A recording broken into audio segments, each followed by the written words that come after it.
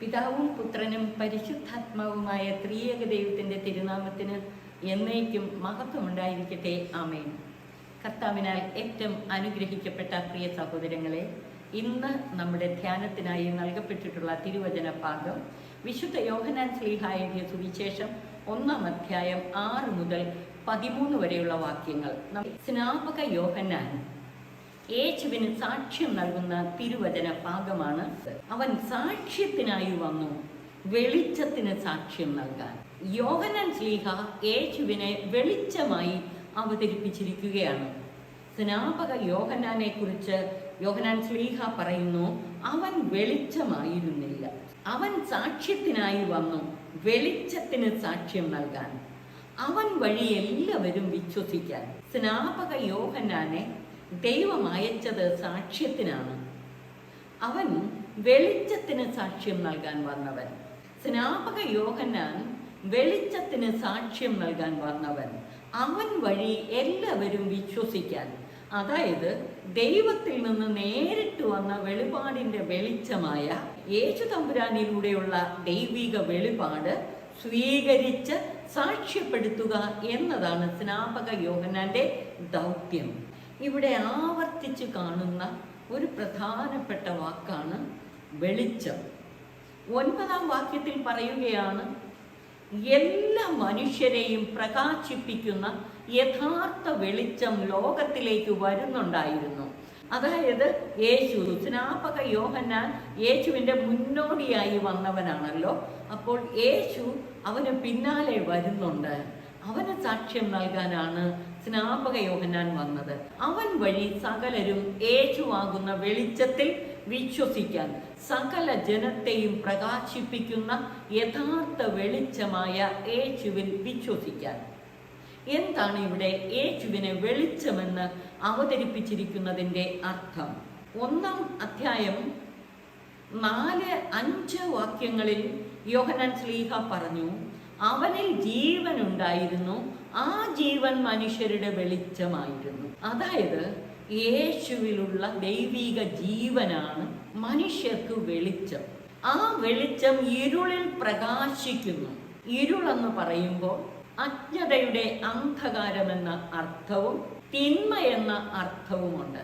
യേശു അജ്ഞതയുടെ അന്ധകാരത്തിന് മധ്യേ വെളിച്ചമായി പ്രശോഭിക്കുന്നവൻ, അതുപോലെ തിന്മയുടെ അന്ധകാരത്തിന് മധ്യേ നന്മയുടെ വെളിച്ചമായി പ്രകാശിക്കുന്നവൻ.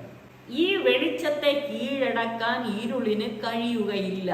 യേശുവിലൂടെ നൽകപ്പെട്ട വെളിപാടിൻ്റെ വെളിച്ചം, അതുവഴി വിശ്വസിക്കുന്നവർക്ക് ലഭിക്കുന്ന ജ്ഞാന ചൈതന്യം, ആ ജ്ഞാനത്തെ കെടുത്തിക്കളയാൻ അജ്ഞതയാകുന്ന അന്ധകാരത്തിന് സാധിക്കുകയില്ല.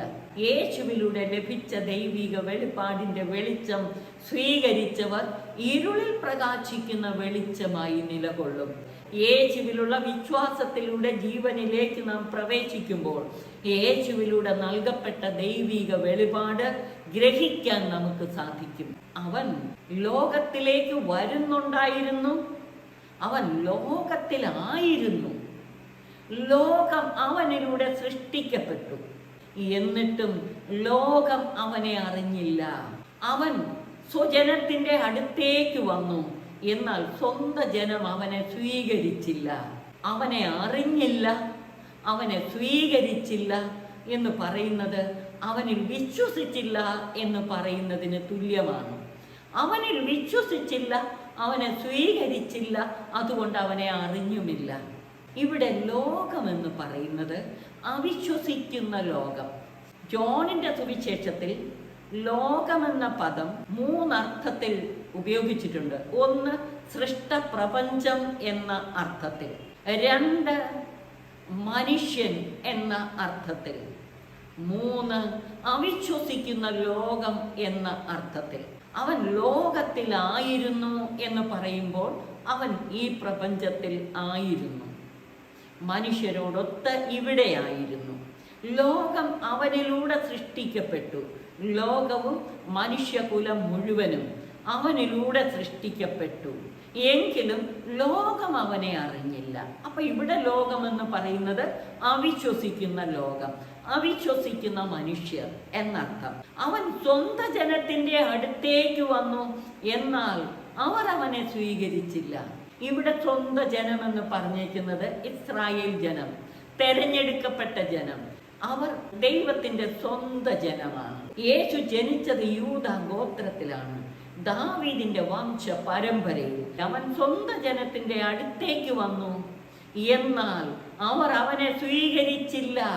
തന്നെ സ്വീകരിച്ചവർക്കെല്ലാം ദൈവ മക്കളാകാൻ അവൻ കഴിവ് നൽകി. സ്വന്തം ജനം അവനെ സ്വീകരിച്ചില്ല, പക്ഷേ തന്നെ സ്വീകരിച്ചവർക്കെല്ലാം, തൻ്റെ നാമത്തിൽ വിശ്വസിക്കുന്നവർക്കെല്ലാം ദൈവമക്കളാകാനുള്ള കഴിവ് നൽകി. അവർ ജനിച്ചത് രക്തത്തിൽ നിന്നോ ശാരീരിക അഭിലാഷത്തിൽ നിന്നോ പുരുഷന്റെ ഇച്ഛയിൽ നിന്നോ അല്ല, ദൈവത്തിൽ നിന്നത്രേ. പ്രിയമുള്ളവരെ, ക്രിസ്മസ് പ്രകാശത്തിന്റെ തിരുനാളാണ്. ക്രിസ്മസിനോട് അടുത്തു വരുന്ന ഏറ്റവും അടുത്ത ഒരുക്കത്തിന്റെ ദിവസങ്ങളിലാണല്ലോ നാം. ക്രിസ്മസ് പ്രകാശത്തിന്റെ തിരുനാളാണ്.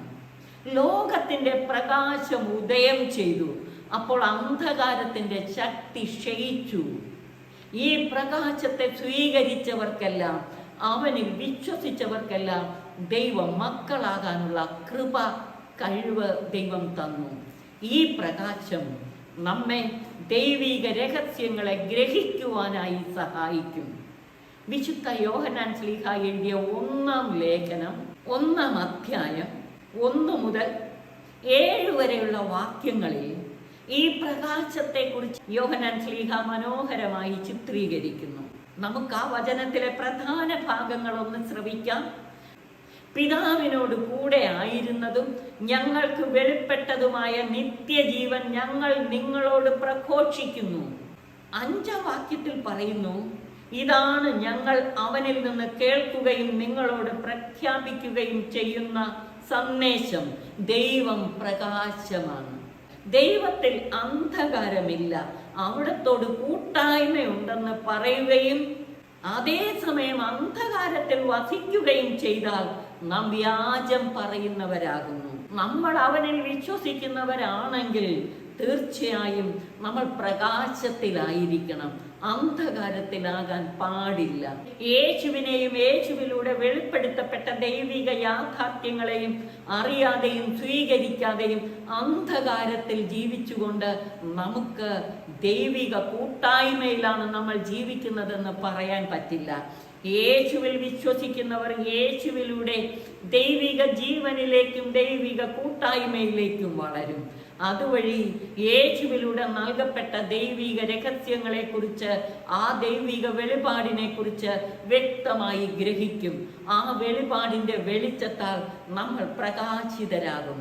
7-ാം വാക്യത്തിൽ പറയുന്നു, ദൈവം പ്രകാശത്തിലായിരിക്കുന്നത് പോലെ നമ്മളും പ്രകാശത്തിൽ സഞ്ചരിക്കുന്നെങ്കിൽ നമുക്ക് പരസ്പരം കൂട്ടായ്മയുണ്ടാകും.